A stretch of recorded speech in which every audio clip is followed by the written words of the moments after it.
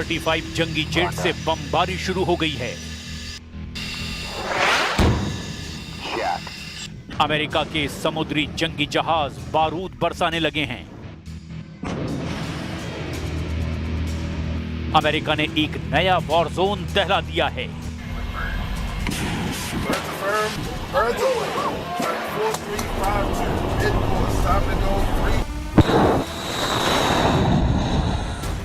America का सबसे खतरनाक जंगी लड़ाका युद्ध में उतर आया है। ट्रंप ने उस जंगी बेड़े को हमलों के लिए भेजा है जो अकेले किसी भी देश को धरती से मिटा सकता है। ये है अमेरिका का Gerald Ford aircraft carrier group 8 जंगी जहाज, एक न्यूक्लियर सबमरीन और F-35 एयरक्राफ्ट का बेड़ा शामिल है। सुपर पावर का दिमाग भन्नाया हुआ है। ट्रंप सभी देशों को यह बताने जा रहे हैं कि अमेरिका क्यों सुपर पावर है, कैसे अमेरिका से दुश्मनी तबाह कर डालती है। इसे फिर ट्रंप साबित करने जा रहे हैं। रूस यूक्रेन युद्ध का रिमोट कंट्रोल ट्रंप के पास है। इजराइल हमास युद्ध रिमोट कंट्रोल ट्रंप के हाथ में है।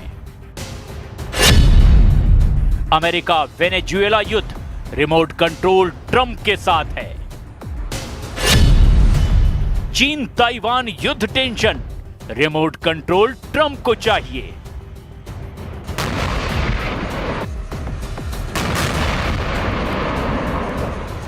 दुनिया में जहां युद्ध है वहां अमेरिका का दखल है। रूस यूक्रेन युद्ध भयानक दौर में है। इजराइल हमास युद्ध मध्यम पड़ चुका है। अमेरिका वेनेजुएला युद्ध के मोड में है। चीन ताइवान की वॉर टेंशन खुद ट्रंप ने बढ़ा दी है। सभी वॉर जोन में खतरा एक जैसा है क्योंकि सब जगह महाशक्तियों की टक्कर है। लेकिन सुपर पावर अमेरिका की चाल पर सब कुछ निर्भर है। अमेरिका का रुख कई मुल्कों की तकदीर तय करने जा रहा है। फिलहाल ट्रंप का सारा जोर वेनेजुएला फ्रंट पर है। जहां युद्ध का एक इशारा हो गया तो महायुद्ध भड़कने जा रहा है।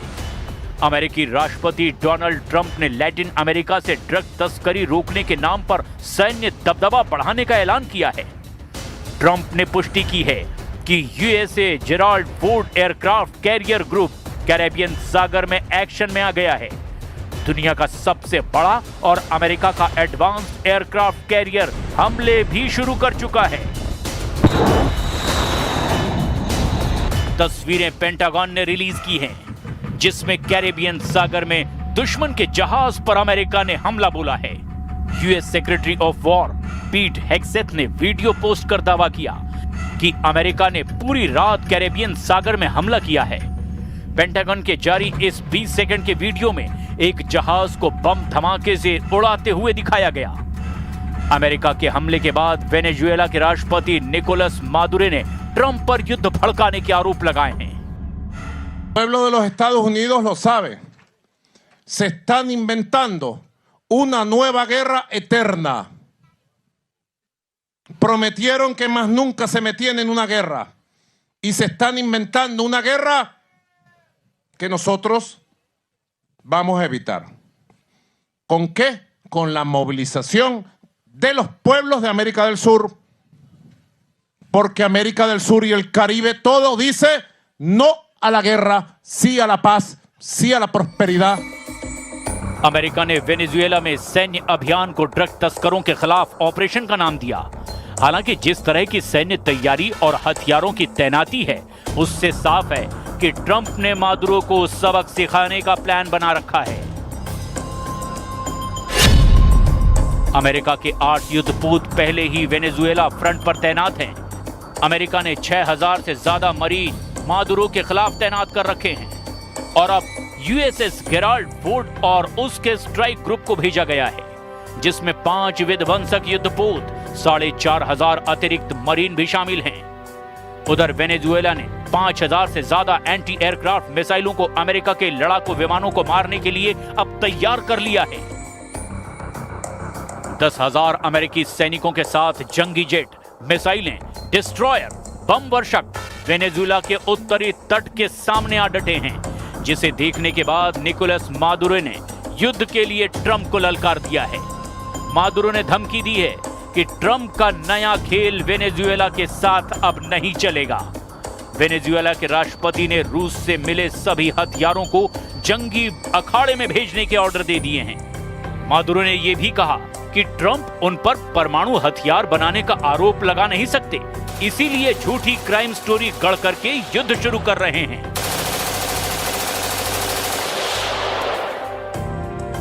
No pueden decir que estamos construyendo un arma nuclear. No pueden decir que tenemos misiles apuntando a las ciudades de Estados Unidos. No lo pueden decir, ¿verdad? Y como no pueden decirlo, se inventan un relato extravagante, vulgar, criminal y totalmente falso.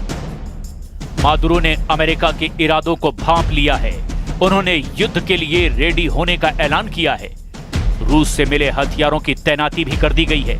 Venezuela ने America से लड़ने के लिए 5000 एंग्ला S anti aircraft मिसाइलें, S-300 defence system, tank battalion और तोपों को उत्तरी तट पर तैनात किया है। वहीं प्रेसिडेंट ट्रंप ने ये इत्मीनान दिलाया है कि वो युद्ध शुरू करने वाले हैं। ट्रंप ने धमकी दी है कि वो ड्रग तस्करों के सफाए का ऑपरेशन चला रहे हैं। युद्ध की नौबत नहीं आने वाली। Well, I don't think we're going to necessarily ask for a declaration of war. I think we're just going to kill people that are bringing drugs into our country. Okay? We're going to kill them. You know, they're going to be like dead. Okay? मगर Trump की ये दलील किसी के गले नहीं उतर रही, क्योंकि अमेरिका ने जिन हथियारों को फ्रंट पर तैनात किया है वो ऐसे हैं जो सर्वनाश मचाने वाले हैं। सबसे ज्यादा डर तो Gerald Ford aircraft carrier group का है। ये एटमी जंगी बेड़ा वेनेजुएला को अकेले भस्म कर सकता है। हालांकि ट्रंप का वादा तो ये है कि वो लिमिटेड ऑपरेशन चलाकर ड्रग फैक्ट्रियां और तस्करों को तबाह करने वाले हैं, जबकि मादुरो मानते हैं कि अमेरिका युद्ध भड़काकर उनके तख्ता पलट की कोशिश कर रहा है। ट्रंप लंबे वक्त से निकोलस मादुरो पर आरोप लगाते रहे हैं कि वो ड्रग तस्करों पर भी कार्रवाई नहीं कर रहे। ट्रंप का कहना है कि वेनेजुएला के ड्रग तस्कर अमेरिकी पीढ़ियों को नशे के जाल में फंसाकर बर्बाद करना चाहते हैं।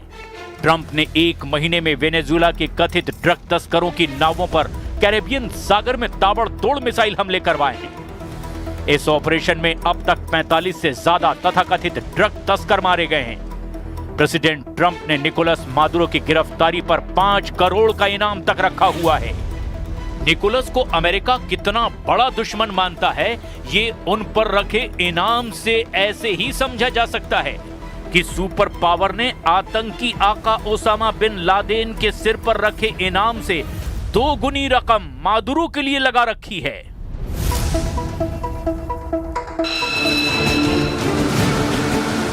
यानी ट्रंप मादुरो को किसी भी हाल में बख्शने वाले नहीं हैं। वेनेजुएला फ्रंट पर सुपर एक्टिव ट्रंप आसियान शिखर सम्मेलन में शामिल होने वाले मलेशिया पहुंचे हुए हैं। ट्रंप की एशिया महाद्वीप में मौजूदगी के बीच गजा ने उनकी टेंशन और बढ़ा दी है, जहां ट्रंप हमास को किसी भी हैसियत में रखने को तैयार नहीं है। ट्रंप ने साफ कर दिया है कि गजा सरकार और प्रशासन में हमास को कोई जगह नहीं दी जाएगी। यह ऐलान अमेरिकी विदेश मंत्री मार्क रूबियो ने इजराइल विजिट के दौरान किया, जबकि हमास लीडर पहले ही धमकी दे चुके हैं कि वो ना तो हथियार छोड़ेंगे और ना ही गाजा सरकार में अपनी हिस्सेदारी। See, you know, and I've expressed and we've expressed our concerns about the Palestinian Authority as it stands today. It's certainly in need of reform. As far as what role it's going to play in the future of Gaza, that's yet to be determined, if any role at all. We don't know. I mean, that's what's being worked on. Again, this is very complex. I mean, we are dealing with 30 or 40 years of mistakes, 30 or 40 years of terrorism, 30 or 40 years of deeply embedded problems. And we're about 14 days into this agreement. So right now we're trying to get through this, and part of that, the long-term governance of Gaza, that is not Hamas. It's not a terrorist organization. That's work that's going to need to be done. America ने ये भी clear कर दिया है कि Gaza में होगा वही जो इजराइल चाहता है। यहां तक कि तुर्की को गठबंधन सेना में शामिल करने से भी ट्रंप पलट गए हैं। मार्क रूबियो ने बताया कि गाजा में गठबंधन सेना में सिर्फ उन देशों को शामिल किया जाएगा जिन पर इजराइल को कोई ऐतराज नहीं है। We haven't formed that force yet, so there's still work going on. There's a lot of countries that are offered to do it. Obviously, as you put together this force, it'll have to be people that Israel's comfortable, or countries that Israel's comfortable with as well. We're not going to forget about the hostages. We push every single day, and we'll continue to push until the remains of every single hostage is returned.